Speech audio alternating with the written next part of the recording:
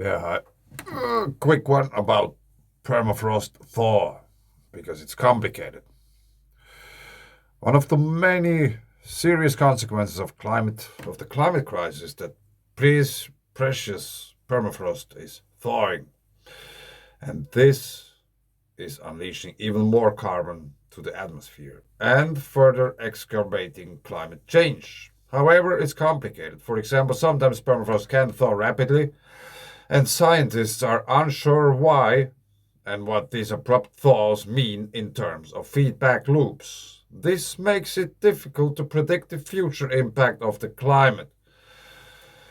Thanks to an ESA and NASA initiative, new research digs deep into understanding the complexities of permafrost thaw and how carbon is released over time. Permafrost is frozen soil, rock, or sediment, sometimes hundreds of meters thick. To be classified as permafrost, the ground has to have been frozen for at least 2 years. But much of the subsurface in the polar region has remained frozen since the Ice Age. There's animations and stuff. You can watch them. Permafrost plays a critical role in keeping our planet from losing its cool, but the rising global temperatures, particularly evident in the Arctic, are causing the subsurface ground to thaw and release long-held carbon to the atmosphere. So, here is this picture, and I would like to point out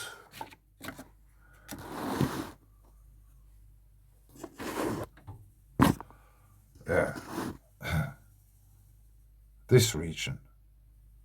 Okay.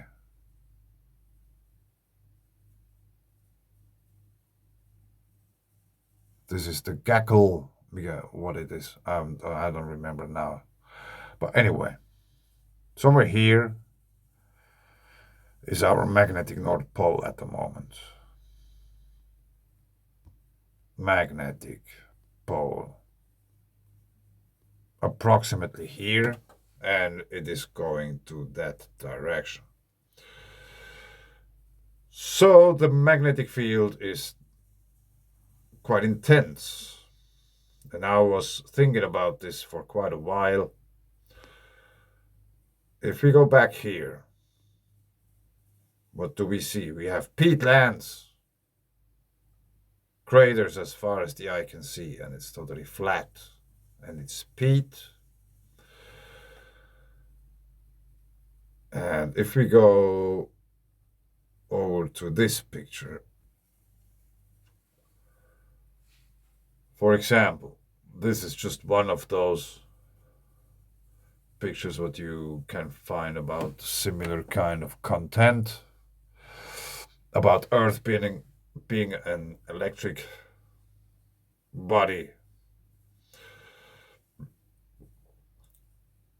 It's a cathode in space. So we have energy circuits, many of them in the ground.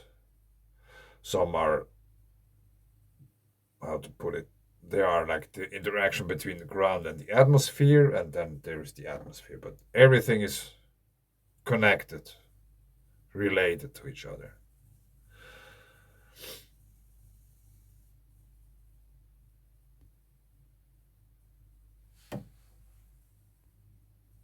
And I will put a link below to that article. You can read it. So back to this article.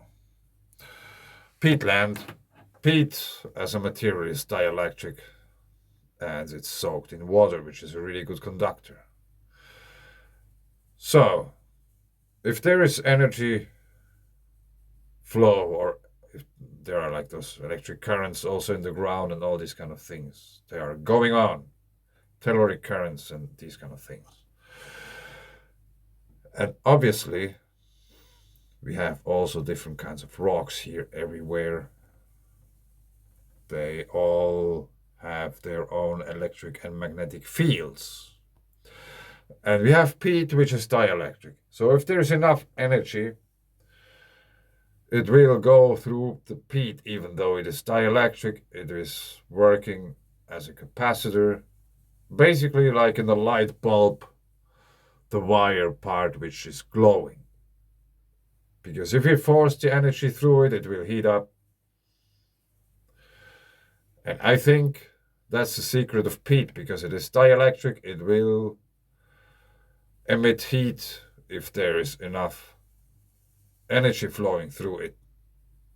That's why we have fluctuation in those thermofrost, permafrost thawings and these kind of things. And maybe peat was also the thing which made the ice melting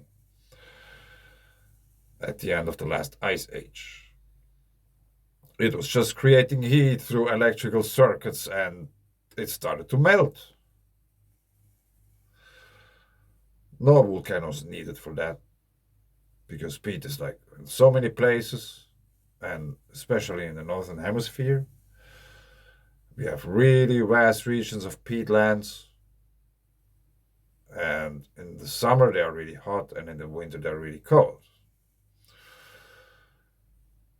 But if you would increase the overall charge and the energy flows on Earth in this whole circuitry, probably you could heat them up, because there's water which makes the connection, and they can move somehow freely in the water, and they could build up some daisy chains. That's why we have those patterns in certain peat regions, because they are like probably biological patterns of magnetic fields which are created by charge differentials between different kinds of rocks and these kind of things. But I leave it here. My nose is really stuck. It's really annoying to talk. Hey, thanks. Bye.